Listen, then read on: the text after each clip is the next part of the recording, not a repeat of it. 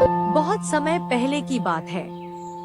माधवपुर नामक गांव में एक गरीब किसान अपनी बूढ़ी अम्मा के साथ रहा करता था। उसके पास एक छोटी सी जमीन थी जो कि बंजर हो चुकी थी। फिर भी वह दिन रात उस पर मेहनत करता था। मोहन बहुत ही मेहनती और ईमानदार था। वह एक आत्मविश्वास से भरा हुआ व्यक्ति था जिसे ना हालातों से डर लगता था ना ही लोगों की बातों से। हर दिन सूरज उगने से पहले ही वह उसी आत्मविश्वास के साथ उठता और अपने खेत की ओर बढ़ता जहां सिर्फ बंजर जमीन थी, लेकिन उसके सपनों की हरियाली छिपी हुई थी। उसे यकीन था कि एक दिन उसकी मिट्टी उसे जरूर जवाब देगी, सोने जैसी फसल बनकर। ओ बेटा मोहन, तेरे लिए मैंने जमींदार से बात कर ली है। वो तुझे अपने पास काम पर रख लेंगे।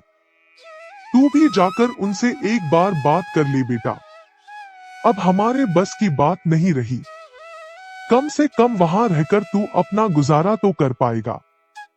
मुझे तेरा बहुत ख्याल है मोहन, इसलिए यह कदम उठाया। जाकर बात कर ले, सब ठीक हो जाएगा।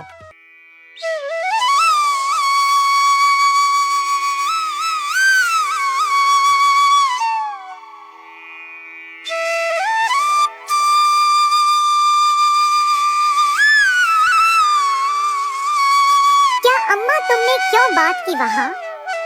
मैं नहीं जाऊंगा। हमारा खुद का खेत है तो मैं दूसरों के पास क्यों काम करने जाऊं? मैं गरीब सही मगर खुददार हूँ। मैं अपनी मिट्टी में पला हूँ, उसी में पसीना बहाऊंगा। चाहे जितनी भी मुश्किल हो अम्मा, मैं अपनी ही जमीन पर मेहनत करूंगा। किसी और की नौकरी नहीं करूंगा। अरे मोहन, उस बंजर जमीन में क्या उगाएगा तू? वो जमीन अब बिल्कुल बेकार हो गई है बेटा। ना उसमें नमी बची है ना जान। तू अपनी जिंदगी यूं ही जाया कर देगा। उस जमीन को संवारते संवारते मैं जानती हूँ तेरा हौसला बड़ा है, पर बेटा हौसले से पेट नहीं भरता। तू मेरी बात मान ले।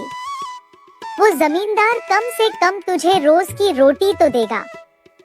अपनी जिद छोड़ दे बेटा। तू थक जाएगा पर वो जमीन कुछ नहीं देगी तुझे।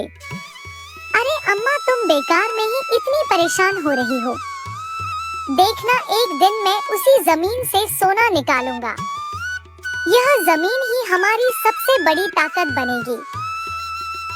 मोहन खेत में काम कर ही रहा था कि तभी वहाँ पर एक आदमी आकर बोला, अरे मोहन भैया, आपको भी मानना पड़ेगा। आप फिर से इस बंजर जमीन पर मेहनत कर रहे हैं। अरे मंगेश भैया, अब क्या करें? जमीन हमसे ज्यादा मेहनत करवा रही है, पर क्या करें? धरती तो माँ समान होती है। जैसा वह चाहे वैसा ही करना पड़ता है। कभी सख्त हो जाती है, कभी चुपचाप सब सह लेती है, कभी बीज को छुपा लेती है तो कभी उसे जीवन दे देती है।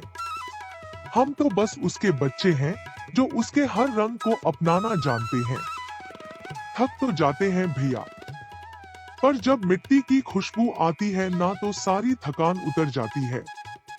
उम्मीद है यह माँ हमें खाली हाथ नहीं लौटाएगी। बस थोड़ा और सब्र, थोड़ा और विश्वास। आप जैसा मूर्ख तो मैंने आज तक नहीं देखा भैया। क्या सोचते हो आप? दुनिया कहां से कहां पहुंच गई और आप अब भी उसी बंजर जमीन से उम्मीद लगाए बैठे हैं। मोहन के पास उस आदमी की बातों का कोई जवाब नहीं था। वह वहां से अपने घर चला जाता है। जब दोपहर को मोहन थक हार कर घर पहुंचता है तो देखता है कि माँ बुझे हुए चूल्हे के पास चुपचाप बैठी है। क्या हुआ अम्मा? तुम ऐसे क्यों बैठी हो? खाना क्यों नहीं बनाया? क्या बात है? बेटा, चूल्हा जलाने के लिए लकड़ियाँ नहीं है, इसीलिए चूल्हा कैसे जलेगा? बस इतनी सी बात है अम्मा। मैं अभी जाकर ले आता हूँ लकड़ियाँ। मोहन लकड़ियाँ लाने जंगल चला